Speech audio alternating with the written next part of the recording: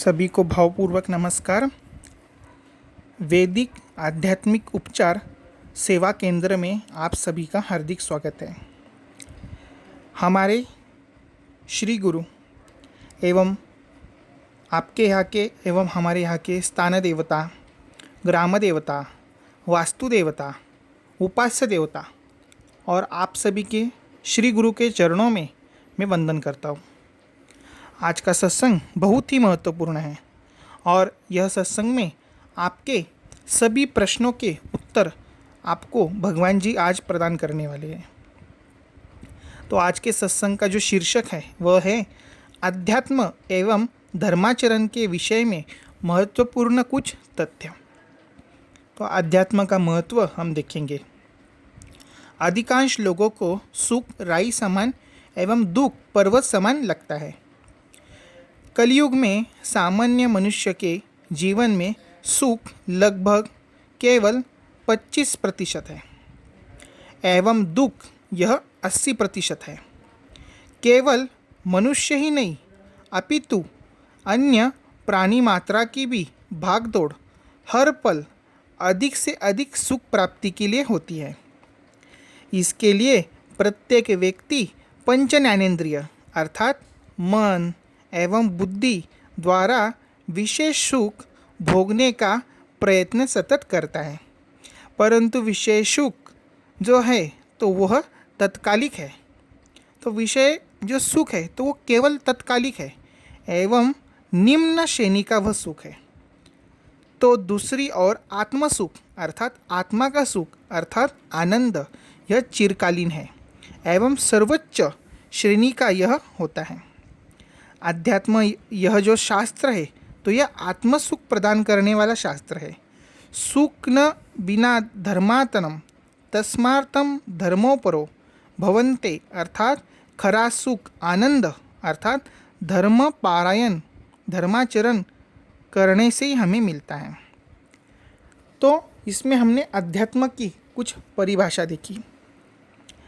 तो आज आप सब अपने जो घर के काम काज छोड़ के आज जो सत्संग में आए हैं तो क्यों आए हैं? तो आपको कुछ चाहिए है मुझसे, अर्थात कुछ बातें आप समझेंगे और उससे आपके व्यवहारिक जीवन में आध्यात्मिक जीवन में कुछ आपकी प्रगति हो, कुछ आपको मिले, इस हेतु ही आप आए हैं ना। तो वही प्रश्न का उत्तर आज हम देखने वाले हैं। तो हम सभी के जो जीवन में जो भी दुख है तो किस प्रकार का दुख है?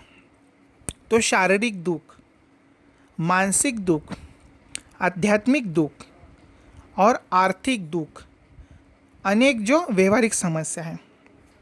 तो शारीरिक दुख क्या है कि शरीर से संबंधित जो दुख है, जैसे अनेक इलाज करने पर भी, अनेक वैद्यकीय उपचार करने पर भी हमारे जो शरीर संबंधित जो समस्या है वह उसका जो योग्य जो फल है तो वो नहीं मिल रहा है। अर्थात शारीरिक जो समस्या है उसमें सभी प्रकार की आ गई, वह अनेक प्रयत्न करने पर भी, उपचार करने पर, अनेक वैद्यकीय उस पर सब करने पर भी वह दुख नहीं जा रहा है। तो ये शारीरिक संबंधित दुख है। फिर मानसिक दुख क्या है कि मन से संबंधित निराशा, भय, अस्वाद, ऐसे जो मन से संबंधित है तो ये मानसिक दुख है। तो शारीरिक दुख का एक लक्षण है जैसे कि हाथ दुखना, पैर दुखना, छाती में वेदना। मानसिक दुख क्या है कि सभी प्रकार की सुविधा होने पर भी जो मन है तो वह अशांत रहना, मन चल हो जाना और कोई भी कार्य में मन ना लगना। तो ये इस प्रकार के मानसिक दुख होते हैं। और आध्यात्मिक दुख क्या है कि अनेक प्रकार के हम उपचार करते हैं, इलाज करते हैं, पारायण करते हैं, साधना करते हैं, अनेक ऐसे वास्तुशास्त्र की दृष्टि से भी उपाय करते हैं, मतलब सभी हम उपचार करते तब भी हमारी जो समस्या है वह सॉल्व नहीं होती है। तो ये आध्यात्मिक दुख है। उसी के साथ जो हमारे अन्य जो व्यवहारिक प्रश्न है अर्थात आर्थिक प्रश्न, कि घर में पैसा आता है परंतु टिकता नहीं है और उसके जाने के जो मार्ग है वो खुले हो जाते हैं। जैसे आज 10,000 हमने घर में लाए हैं, तो तुरंत ही घर में किसी का अचानक एक्सीडेंट हो जाएगा तो वहाँ हमारे 5,000 चले जाएंगे, और 5,000 जो बचे हैं वो घर के अन्य खर्चों में वह व्यय हो जाएंगे। तो ऐसे अनेक आर्थिक जो समस्या होती है कि धन आता है परंतु टिकता नहीं है, और धन आने के जो मार्ग है वह बंद हो चुके हैं। और सभी प्रकार के जो आर्थिक दुख है कि आपका कोई कार्यालय है वो चलता नहीं है, कुछ दिन चलता है, कुछ दिन नहीं चलता है, और आर्थिक जो भी समस्या है तो ये अनेक उपाय करने पे भी दूर नहीं होती है। उसी प्रकार वैवाहिक सब ठीक है तब भी विवाह नहीं होता है, और होते होते वो रह जाता है, और होने के बाद भी दोनों में पति पत्नी में तलाक हो जाता है या संतान की प्राप्ति नहीं होती है, तो ये भी एक व्यवहारिक दुख। उसी की तरह संतान प्राप्त न होना, और उसमें संतान प्राप्त होने के बाद भी विकलांग अवस्था में प्राप्त होना, या कोई शारीरिक व्याधि हो जाना, और उसी के साथ अनेक जो व्यवहारिक समस्या है, घर में झगड़े होना, मन मुटाव होना, घर में भय लगना, अशांत लगना, कुछ समय घर अच्छा लगना, कुछ समय घर के स्पंदन नकारात्मक लगना, अर्थात आपके जो सभी दुख है उसका समाधान आज आपको भगवान जी बताने वाले हैं। तो वो है कि अपने शरीर पर आध्यात्मिक उपचार करके हम कुछ ही सप्ताह में यह सभी जो दुख है इसे दूर कर सकते हैं।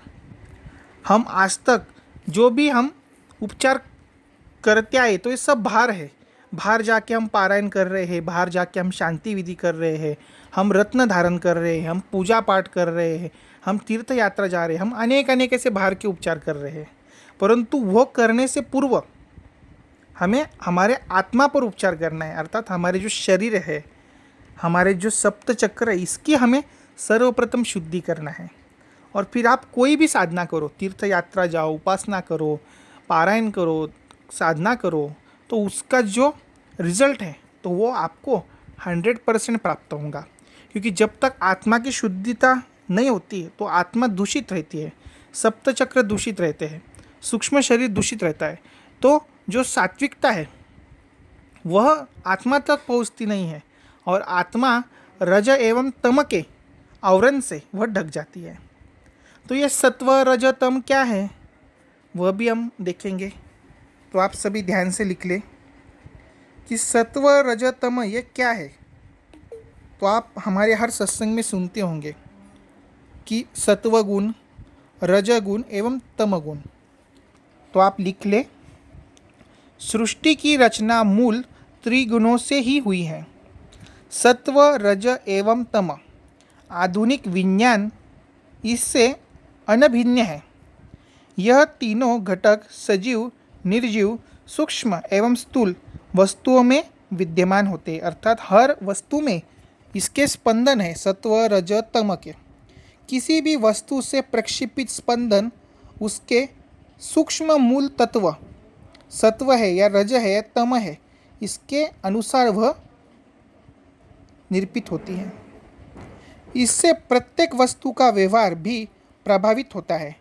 मनुष्य में इसका अनुमान केवल साधना से ही हम परिवर्तित कर सकते हैं। अर्थात हमारे जो सूक्ष्म जो शरीर है इसमें अधिक से अधिक कलयुग में सभी मनुष्य के अंदर रजगुण एवं तमगुण है, और सत्वगुण बहुत ही कम मात्रा में होता है।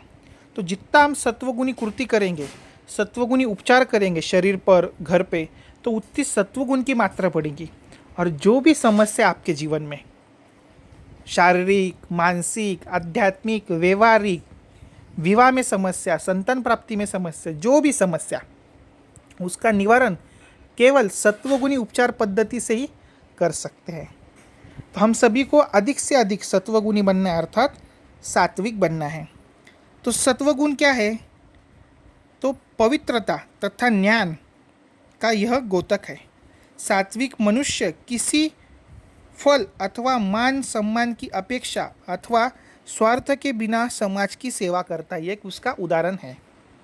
रजगुणी क्या है? तो क्रिया तथा इच्छाएं, राजसिक किसे हम कहते हैं।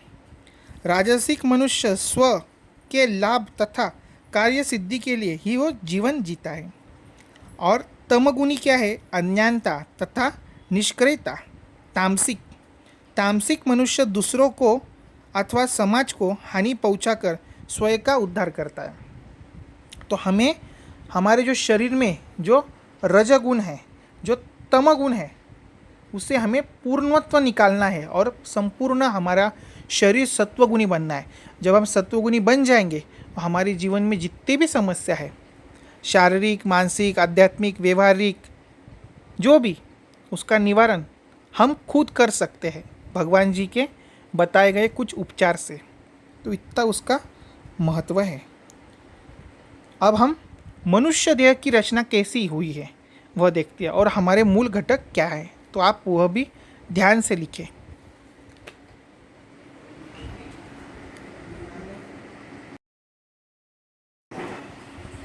तो जो मनुष्य देह है तो ये दो प्रकार से है, अर्थात एक स्थूल देह और एक सूक्ष्म देह। तो स्थूल क्या है वह लिखें। स्थूल अर्थात जो हम आँखों से देखते हैं इसे हम स्थूल कहते हैं। जैसे आँख, नाक, जिह्वा, त्वचा, केश, हाथ, पैर, घुटने, यह सब स्थूल है, अर्थात हम देख सकते हैं हमारे शरीर को, यह स्थूल है ना। और सूक्ष्म क्या है? सूक्ष्म अर्थात जो हम अपने आँखों से नहीं देख सकते हैं और साधना करके अपना आध्यात्मिक स्तर बढ़ाकर हम अपने पंच ज्ञानेंद्रिय अर्थात मन बुद्धि के परे जाकर हम देख सकते हैं, उसे हम सूक्ष्म यह कहते हैं। तो आपको ध्यान में आएगा, स्थूल अर्थात आँखों से देख सकते हैं और सूक्ष्म अर्थात हम पंच ज्ञानेंद्रिय के बाहर जाकर देख सकते हैं। तो सूक्ष्म का उदाहरण क्या है और स्थूल का उदाहरण क्या है? स्थूल अर्थात क्या है कि अगरबत्ती हमने प्रज्वलित की, यह स्थूल में हम देखते हैं, परंतु अगरबत्ती की जो सुगंध है वह सूक्ष्म है, अर्थात हम वह महसूस कर सकते हैं। उसी प्रकार से जैसे हम पुष्प लाते हैं भगवान जी को अर्पण करने को, तो पुष्प स्थूल है, हम देख सकते हैं, परंतु पुष्प की जो सुगंध है तो वह हम महसूस कर सकते हैं क्योंकि वह सूक्ष्म है। तो ध्यान आया होगा, देखो स्थूल अगरबत्ती हम देखते हैं परंतु सुगंध हम महसूस करते हैं तो वो सूक्ष्म है। उसी प्रकार से पुष्प यह स्थूल है और सुगंध यह सूक्ष्म है। तो हर जो चीज़ है तो ये दो प्रकार की होती है, एक स्थूल और एक सूक्ष्म। तो वैसे ही हमारा जो शरीर है, जो हमें भगवान जी के कृपा से आज कलयुग में जो मनुष्य जीवन हमें प्राप्त हुआ है, तो क्यों हुआ है? तो हमें आध्यात्मिक प्रगति करना है, व्यवहारिक नहीं, परंतु व्यवहारिक समस्या दूर करने के बाद ही हम आध्यात्मिक प्रगति कर सकते हैं। तो वही हेतु आज हम यहाँ एकत्रित आए हैं। तो शरीर के विषय में हम देख रहे हैं कि हमारा शरीर कौन से घटकों से बना है।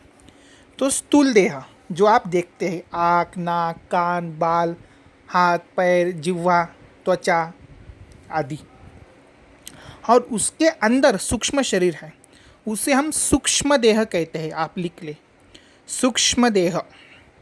उसके अंदर भी कुछ अन्य देह है, उपदेह, वो है महाकारण देह, जिसे हम सूक्ष्म अहम कहते हैं कि मैं शरीर हूँ। उसके अंदर भी एक उसका वलय है, वह है कारण देह अर्थात बुद्धि, जो हमें बुद्धि है। और उसके अंदर भी है, वह है मनोदेह अर्थात मन। और उसके अंदर भी एक जो भाग है वह है चेतना अर्थात प्राण देह। और उसके अंदर जो मध्य में है वह है आत्मा, ईश्वरीय तत्व। तो हमारे शरीर के दो प्रकार है, आप लिख ले, एक स्थूल देह है, एक सूक्ष्म देह है।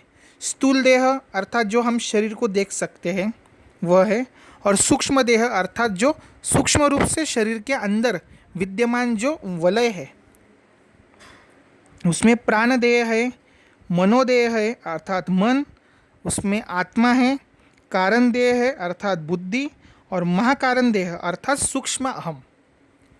अर्थात मन बुद्धि अहम का ही हमें नाश करना है और ईश्वर से एक रूप होना है। यही हमारे मनुष्य जीवन का एक लक्ष्य है। और उसी के साथ जो मध्य में जो चक्र है तो वह है सप्त चक्र। लिख ले। सबसे पहले है सहस्त्रधार चक्र जो खोपड़ी के ऊपर भाग में है। उसके बाद मध्य में है आज्ञा चक्र जहाँ हम तिलक लगाते हैं। उसके बाद है तीसरा विशुद्ध चक्र कंठ के पास। चौथा है अनाहत चक्र जो छाती के मध्य है। पांचवा है मणिपुर चक्र जो नाभि पर है। छठा है स्वादिष्टान चक्र जो हमारे जननेंद्रियों के केश के जहाँ आरंभ होता है वहाँ वह विद्यमान है। और सातवां है मूलाधार चक्र अर्थात गुदाद्वार के मुख के पास यह चक्र होता है। तो ऐसे हमारे 7 चक्र प्रत्येक के शरीर में होते हैं। सहस्त्रधार चक्र, आज्ञा चक्र, विशुद्ध चक्र, अनाहत चक्र, मणिपुर चक्र और स्वादिष्टान चक्र और मूलाधार चक्र। जब यह चक्र एकत्रित रूप से जागृत होते हैं तब हमारा जो सूक्ष्म देह है वह जागृत हो जाता है, अर्थात हम मन बुद्धि के परे का ज्ञान ग्रहण कर सकते हैं। तो जीवात्मा को होने वाले सभी जो समस्या मन बुद्धि आत्मा से मिलकर ही संपूर्ण मनुष्य देह बना है और यह मनुष्य देह को यही समस्या हर वक्त सताते हैं। तो क्यों? प्रारब्ध है, क्रियामान कर्म है, लेन देन, ऐसे अनेक जो घटिका है इसके कारण हमारे समस्या रहते हैं और उसमें कुछ दोष होते हैं। तो जैसे वास्तु दोष, पितृदोष, भूमि दोष, कुल देवता का प्रकोप, ग्रह दोष, मंगल दोष, ऐसे अनेक दोष हमारे सूक्ष्म शरीर में विद्यमान होते हैं और उसके कारण हमारे सप्त चक्रों पर एक सूक्ष्म काला आवरण निर्माण होता है और शरीर पर भी सूक्ष्म रूप से काला आवरण निर्माण होता है। इससे हमारा मन, देह, बुद्धि, आत्मा यह दूषित हो जाती है और हम योग्य निर्णय नहीं ले सकते हैं। तो मतलब क्या है इतना जो सत्संग का भाग हमने सुना? तो सबसे पहले हमें अपने सप्त चक्र की शुद्धि करना है और आत्मा की शुद्धि करना है और उसके बाद अपने वलय की शुद्धि करना है। जब यह 3 शुद्धि हम कर लेंगे, आत्मा की शुद्धि, सप्त चक्र की शुद्धि और अपने आभा मंडल की शुद्धि अर्थात शरीर के जो चारों ओर सूक्ष्म एक जो परत होती है चित्र में दिखाई अनुसार उसकी शुद्धि, तब हम कोई भी समस्या को हम मात कर सकते हैं। वो शारीरिक हो, वो व्यवहारिक हो, वो आध्यात्मिक हो, वह आर्थिक हो, वो वैवाहिक हो, कोई भी समस्या का समाधान सिर्फ हम आध्यात्मिक उपचार से कर सकते हैं।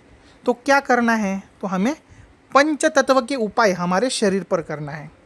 तो पंचतत्व क्या है वह भी लिखे। तो पंचतत्व क्या है? तो वह है अग्नि, लिख ले सभी, अग्नि, वायु, आकाश, जल एवं पृथ्वी। तो संपूर्ण जो शरीर है हमारा सूक्ष्म शरीर तो यह पंच तत्व से बने हैं और जब हमारी मृत्यु हो जाती है तो यही शरीर पंच तत्व में विलीन हो जाता है, अर्थात अग्नि, जल, पृथ्वी, वायु, आकाश में यह विलीन हो जाता है।